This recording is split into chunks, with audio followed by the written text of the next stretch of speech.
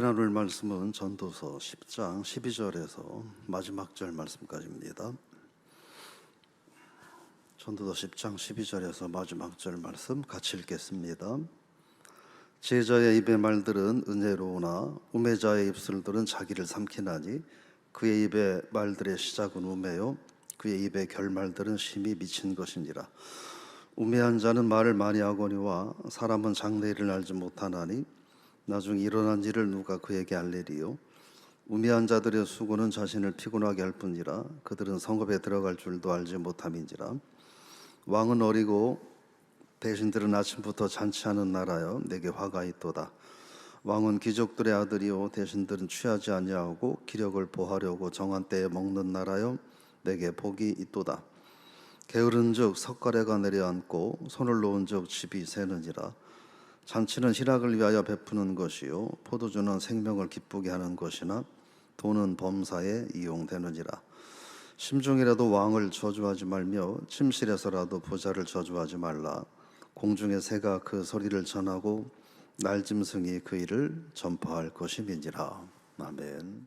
오늘 말씀의 제목은 지혜로운 지도자를 주소서, 그런 말입니다. 12절 말씀에 보니까 지혜자 입의 말은 은혜로우나 우매한 자들의 입술은 자기를 삼킨다, 이렇게 말합니다. 그러니까 지혜자가 하는 말은 호응을 얻어서 마음을 움직이는 힘이 있다 하는 의미고요. 자기를 삼킨다라는 말의 의미는 스스로 재앙을 초래해서 자기 인생을 망하게 한다, 그런 뜻입니다.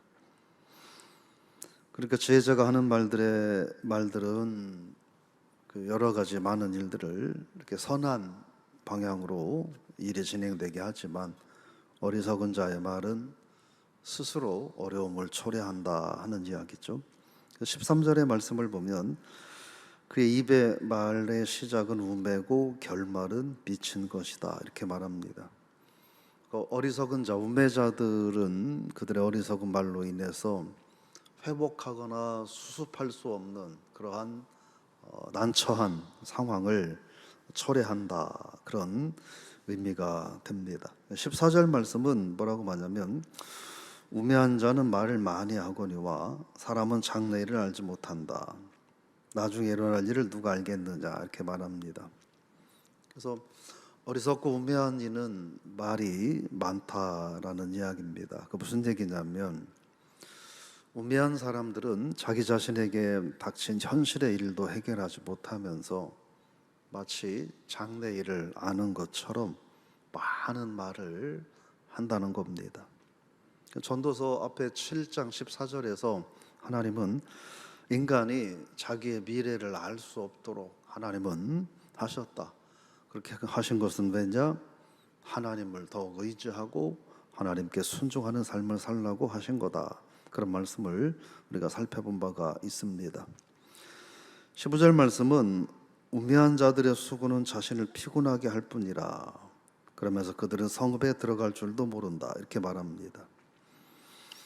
우매한 자들의 수고라고 하는 말은 자기 스스로 아주 대단하다, 지혜롭다, 아주 현명하다라고 여기는 착각을 한다는 거예요. 그러나 그들이 행하는 모든 행위들은 의미 없는 일들만 한다 하는 거예요. 그래서 그 의미 없는 일들로 인하여 주어지는 결과는 피곤함밖에 없다라는 말입니다.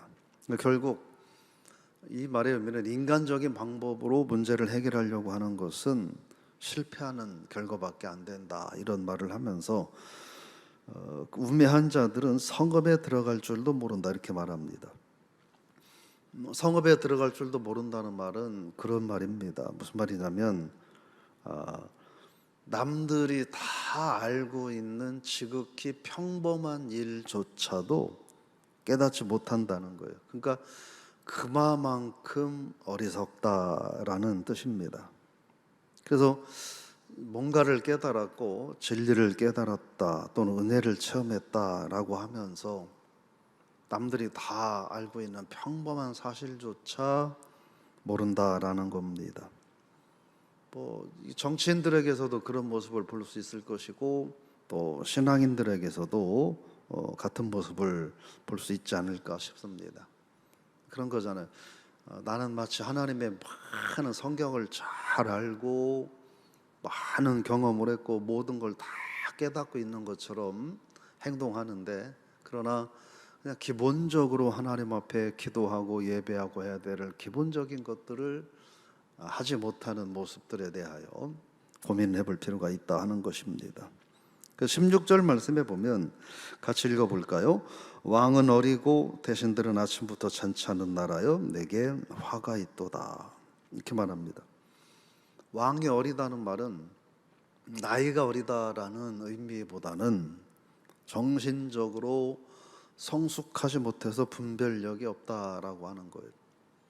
그러니까 지금 대신들이 하는 일들이 이게 나라를 망하게 하는 일들인지 백성들을 아주 궁핍하게 하는 못된 일들인지를 왕이 깨닫지 못하고 분별하지 못한다는 거예요. 그런 왕을 어리다, 정신적으로 좀 어리다, 성숙하지 못했다 하는 이야기죠.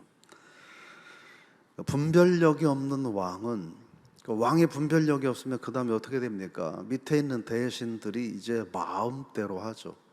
왕은 그냥 꿔다는 보릿자루 같이 여기고 대신들이 하고 싶은 대로 다 합니다. 그냥 왕은 그냥 이름만 왕인 거죠. 그래서 그로 인해서 국사가, 나라 일이 망가진다는 거예요. 나라 일이 잘못되고 문제가 생긴다 하는 이야기를 하는 겁니다. 그러면서 무슨 말을 하냐면 아침부터 잔치한다.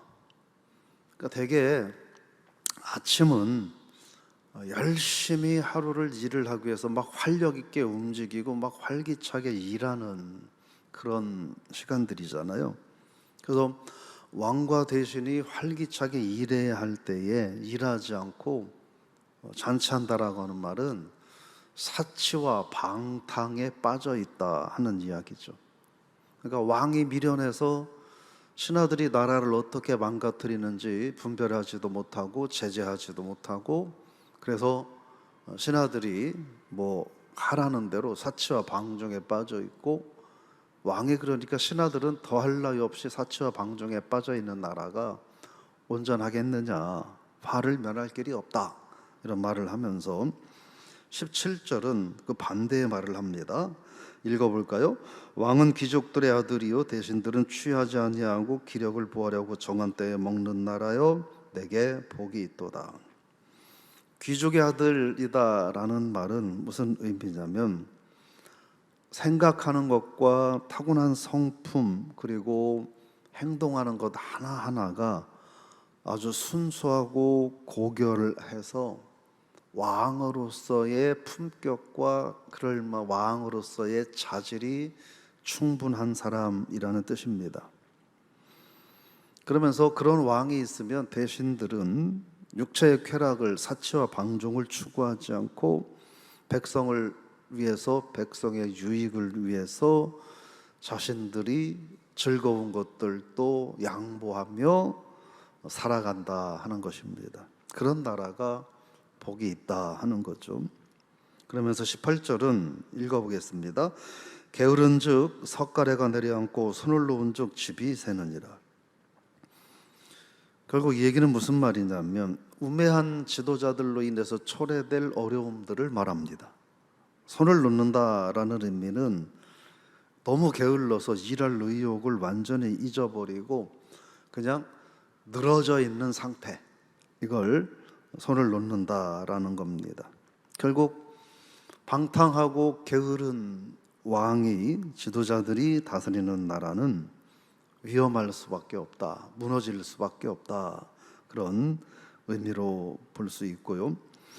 19절 말씀입니다. 잔치는 희락을 위하여 베푸는 것이요 포도주는 생명을 기쁘게 하는 것이나 돈은 범사에 이용되느니라. 여기서 말하는 말은 18절에서 말했던 그런 망국적인 지도자들의 행위들을 말합니다. 잔치, 포도주, 돈 이런 것들은 그런 망국적인 지도자들이 행하는 방탕한 그런 삶의 모습들을 대변해 주는 말입니다. 희락이 생명을 기쁘게 한다고 하는 말은 무슨 말이냐면 육체적인 쾌락을 즐긴다, 그런 말이고, 그리고 그 모든 일에 돈이 소용된다라는 의미는 뭐냐면 우매한 자들은 다 필요 없다는 거예요. 오직 돈만 있으면 다 해결된다, 이렇게 생각을 한다는 것입니다. 그러니까 돈이 유일한 해결책이다. 그러니까 돈은 무조건 많이 모아놔야 된다, 뭐 이런 의미로 보면 되겠죠. 20절 말씀을 같이 읽어보겠습니다. 심중이라도 왕을 저주하지 말며 침실에서라도 부자를 저주하지 말라. 공중의 새가 그 소리를 전하고 날짐승이 그 일을 전파할 것이미로다. 그렇게 말씀을 하고 있습니다. 왕을 저주하지 말고 부자를 저주하지 말라. 그래서 이 왕과 부자는 그런 말입니다. 재물이 많은 사람, 그래서 또 신분이 높은 사람, 권세가 있고 사회적인 명성을 겸비한 사람이라는 겁니다. 그러니까 왕과 또 사회적인 부와 명성을 함께 소유한 자들을 말합니다. 그런데 이 사람들은 다 어떤 사람들이냐면 어떻게든지 사회에 영향력을 끼칠 수 있는 사람들이라고 하는 것이죠. 사회에 영향력을 끼칠 수 있다는 겁니다. 그런 사람들을 뭐라고 말하냐면 저주하지 말라. 이 얘기는 비굴하게 그들의 행위들에 대해서 비굴하게 굴종하지 말라, 그런 뜻이 아닙니다. 그들의 권세를 두려워하고 그들의 권세가 무서워서 그래서 침묵하라, 이런 의미는 아닙니다. 무슨 얘기냐면 뭔가를 일을 계획하고 준비하고 진행을 할 때는 아주 신중하게 계획하고 신중하게 준비하고 그리고 지혜롭게 일을 해라, 그런 의미가 되는 거죠. 그러면서 여기에 스며 있는 궁극적인 말은 최종적인 판단과 심판은 하나님이 하신다 하는 거죠. 하나님께서 하신다 하는 이야기입니다. 결국 오늘 본문의 이야기들은 뭐냐면 한 나라를 다스리는 지도자가 얼마나 중요한가 하는 거예요. 그가 잘하든 못하든 일단 그 지도자는 하나님 앞에 그가 설 때에 하나님 앞에 어떤 평가를 받을 수 있을까 하는 것입니다. 그러니까 하나님 앞에 설 때 정말로 잘했다, 수고했다, 네가 나라와 민족을 위해서 정말로 잘했다라는 평가를 받게 된다면 그 왕은 지혜로운 왕이 될 것입니다. 그런 지혜로운 왕이 다스리는 나라는 평안하고 기쁨이 있을 겁니다. 근데 반대로 왕으로서 너는 참 잘못했다 라는 책망을 듣게 된다면 그 나라는 슬픈 나라가 될 것입니다. 그래서 이것은 뭐 왕뿐이겠습니까? 그냥 가정적으로는 가장, 또 뭐 회사는 그 회사의 경영자, 뭐 교회는 담임 목사, 나라는 왕, 뭐 이런, 뭐 구역은 구역장, 남전도 여전도는 회장, 뭐 이런 의미로도 우리가 해석을 해볼 수 있겠죠. 그래서 우리가 오늘 두 가지 하나님 앞에 하나님 참 좋은 지도자를 허락하여 주옵소서, 그 기도도 우리가 해야 하고, 또 하나는 하나님 내가 가정에서는 좋은 믿음의 가장, 또 직장에서는 좋은 믿음의 직장인, 교회에서는 좋은 믿음의 신앙인 되게 해달라고 우리가 하나님 앞에 기도해야 되지 않을까. 그러면서 우리 가닥에 하나님이 영광 받으시는 하루가 되게 해달라고, 우리 가닥에 하나님이 기뻐하시는 하루가 되게 해달라고 기도해 주시길 바라고, 특별히 우리 민족 다음 또 대통령을 세워야 되잖아요.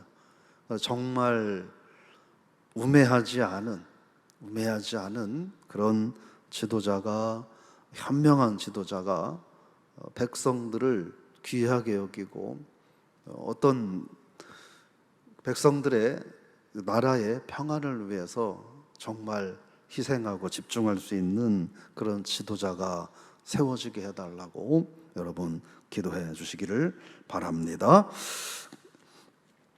하나님 아버지, 은혜와 사랑을 감사를 드립니다. 오늘 전도서 10장 말씀을 통하여 하나님 나라를 다스리는 한 지도자가 얼마나 지혜로운 지도자가 필요한지 우리가 말씀을 통하여 되돌아보면서 저희들 개인이 또 저희들이 가정이 저희 교회가 우리 민족이 하나님께서 기뻐하시는 그런 소중한 일꾼들로 가득 채워지는 역사가 있게 하여 주옵소서. 우리가 인간적으로는 부족하고 지혜가 연약할지 모르나 그렇기 때문에 하나님의 도움을 구하고 그렇기 때문에 하나님 앞에 엎드려 기도하고 그렇기 때문에 하나님 말씀에 순종하는 저희들의 삶이 되게 하여 주옵소서. 가정의 가장이 믿음으로 바로 설 수 있도록 인도하여 주옵소서. 또한 회사의 지도자들이 그리고 교회의 지도자들이 우리나라의 지도자들이 하나님 앞에 칭찬받는 모습으로 지혜롭게 세워질 수 있도록 하나님 도와주옵소서. 우리들 스스로가 하나님 영광을 위해서 지혜롭고 현명하게 쓰임받는 인생을 살아갈 수 있도록 하나님 도와주옵소서. 감사드리며 예수님의 이름으로 축복하며 기도드리옵나이다. 아멘.